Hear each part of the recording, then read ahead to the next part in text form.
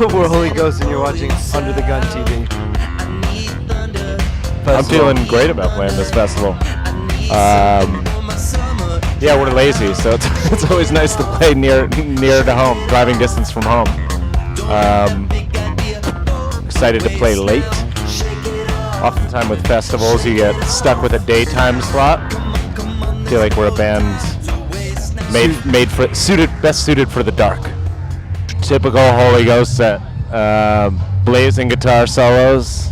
Ripping modular lines. If you want to dance but you don't want to do like the EDM, you don't have to pump your fists. the pump your fists, take pills. I mean, you can take pills, but it's not the same sort of environment. Maybe hopefully we're not too bro-y and that kind of festival vibe that we don't particularly relate to. So no, it's we love DJing, we love playing live, but live is they're just totally different things. It's like a larger undertaking. There's 6 people on stage, and we have a really good group of people off stage. Also, dance clubs. Sometimes DJing is better at a dance club than playing live. You know, Coachella was my first time at Coachella as a fan or as an artist, and it was a really, really great festival. Like, it totally lived up to the hype or the expectations of the crowd being really cool and not.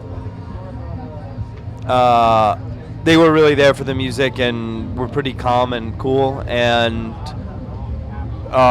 behind the scenes it was just totally on point. It was probably the best show, if not the best, one of the best shows we've ever played for sure. I think that's right.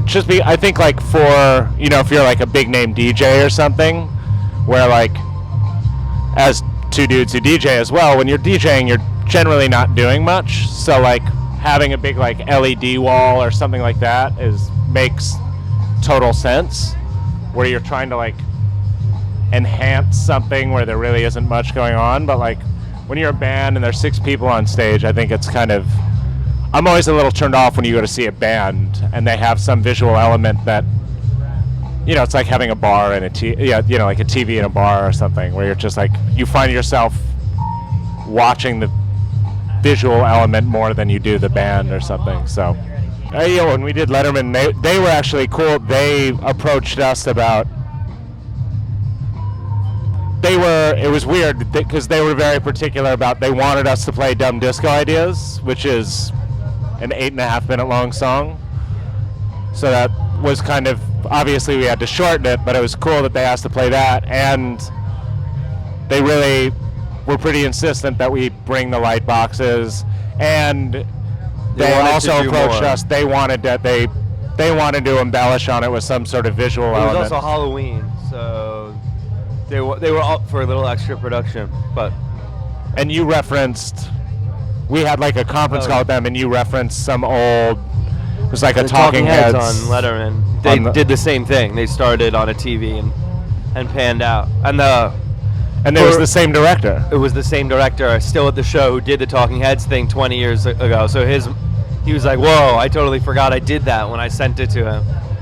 But they were, surprisingly for a crew like Letterman, obviously they don't need to accommodate anyone. They were like way more accommodating and enthusiastic and excited about doing something different. So, and we got to do it before he left. So we both felt particularly close to that show, just having growing up being huge fans and watched so much music on the show. So to do it was really, definitely one of the coolest, if not the coolest thing we've ever done. And our parents came. It was a very, very good day. It's definitely a bucket list thing to want. Like, I think we both grew up in Letterman households versus Leno households. So, yeah, it was very cool.